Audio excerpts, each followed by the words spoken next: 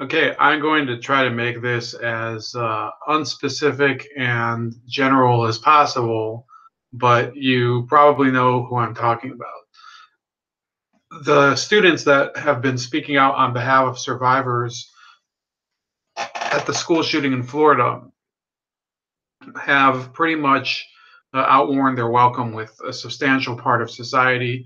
And this is like the classic case of overexposure. Now, I have no problem with people wanting to promote a certain political agenda that they have.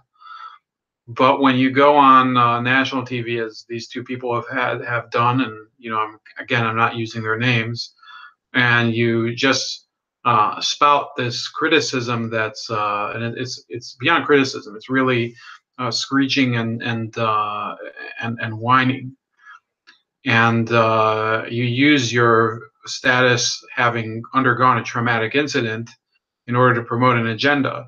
Well, eventually some people will sour on you when they start to believe that it's a little more contrived than it looks. And there's all these allegations that are going around, which I'm not going to entertain here.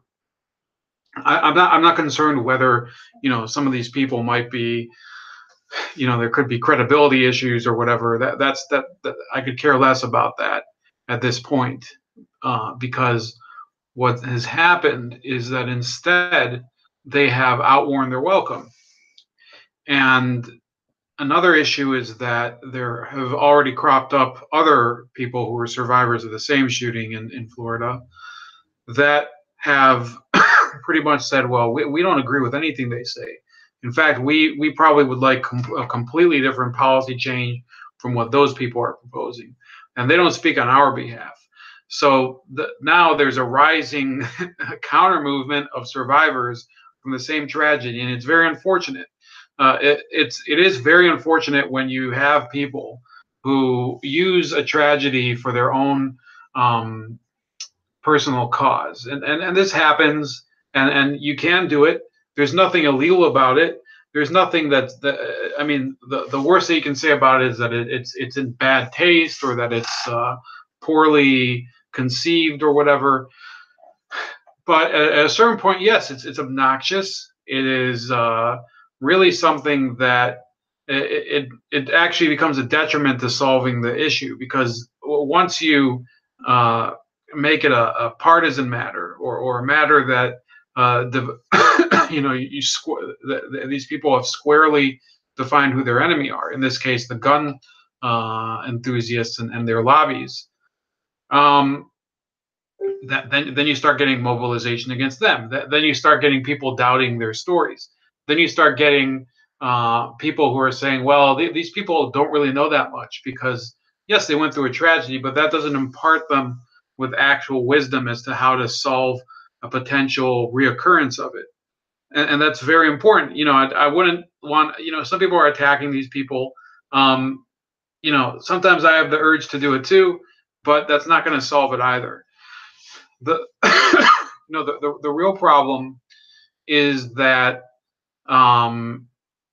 you're seeing them basically compromise their own independence in the name of accomplishing a short-term political goal, I would say. What that goal is, that's kind of hard to tell. They're talking about, one of them was saying any gun legislation at this point would be better than nothing. That's not true. There have been plenty of laws that have been passed as a result of a fleeting incident that haven't really, they haven't protected anybody. They've actually caused worse. I mean, the Patriot Act is the biggest example. Why would you say that since 9/11 we are safer because of a passed law from Congress that gave our intelligence services unprecedented power to surveil American citizens? Of course it didn't help. So that's ridiculous. The whole notion that by giving more power and more authority to the government that you will prevent another tragedy, it doesn't make any sense. It's the classic case of reaction to emotion instead of reaction from reason. reacting in a methodical way and deciding this is how we're going to address the issue. These are the problems that are causing this to become a reoccurring issue. This case, gun violence. It's really, this is the worst solution, but they still get more attention from the TV networks. And then of course there's the whole saga where the TV networks have been accused of scripting some of the questions from panel members in that town hall. And they've also had a back and forth where they claim that one of the people who has accused them of that is lying, and there's emails being forged, whatever. So it just muddies the waters even more. And now you have all these revelations about Scott Israel, the sheriff. And I was just watching the Jake Tapper video where he's like, I provided amazing leadership. I gave a link to Neo and Realist's. He has this video about it where he breaks it down. So Jake Tapper, who, as much as I dislike CNN, I think Jake Tapper often does a very, very good job of questioning at least people who appear on his show. I think he might be, if there's anybody at CNN I think has redeeming qualities, I think he's basically the hostage of CNN. He's like a true journalist that is thinking every day, why did I join this network? Why did I sign this contract for this network? I know how to do things so much better than it's done here. Maybe I'm wrong. Maybe he's a show like everybody else. Probably is, but I still think he's better than some of the other losers that are on the network, like Don Lemon and Brian Stelter. Anyway, so there's been discoveries that more of these deputies they were standing down and they weren't engaging the shooter or going into the building to prevent more casualties. And this sheriff says, well, I provided amazing leadership. Who the hell are you to decide that? If an investigation has to be conducted into what happened here, so that's not going to be conclusive, until probably a few months in the future. At least, who knows? So now you want to take credit for amazing leadership. These kids died under your watch. Your deputies were the ones who were supposed to go in there and save people's lives, and they were supposed to risk that's what you do when you put on. I had a uniform. I was a military policeman. I wouldn't say I wanted to risk my life, but once you put on the uniform, you're supposed to. Okay, it was I was a conscripted member of the military, but it was I did it of my own free will ultimately. And what are you going to do? That's your job. It's not your job to basically wait behind a barrier and see if the guy runs out of ammunition. That's not the way it works. So basically, all this reminds me, I was thinking earlier, I was in the supermarket, this behavior on the part of some of the survivors, and again, they went through a tragedy, but some of it reminds me of that. There was the episode of Seinfeld where George was trying to get, I think it was into a condo or something, some condo association, and he was up against this couple that they were survivors of the Andrea Doria cruise ship disaster. And they were milking their story for everything it was worth in order to attract sympathy. So he went and did like some huge monologue where he's talking about his horrible life and whatever. And I think the shrinkage episode came into play. So that's basically the model of what this is. It's using your own misery in order to gin up points to accomplish whatever it is you want. Now, the people do it. Sometimes, I guess, there are cases where I'd say, yes, you need to address something because somebody went through some horrible tragedy. Passing new laws, I think, is something I don't support. And, people would come to me and say, well, what about, the Grenfell Tower thing? What about, for example, the Holocaust? Well, I'm against legislation, for example, that abridges free speech regarding the Holocaust. It doesn't mean I support people that deny it or whatever. There's something very different between supporting the freedom of somebody to express an opinion that you dislike and agreeing with that opinion. Um, these people, they're appearing on TV.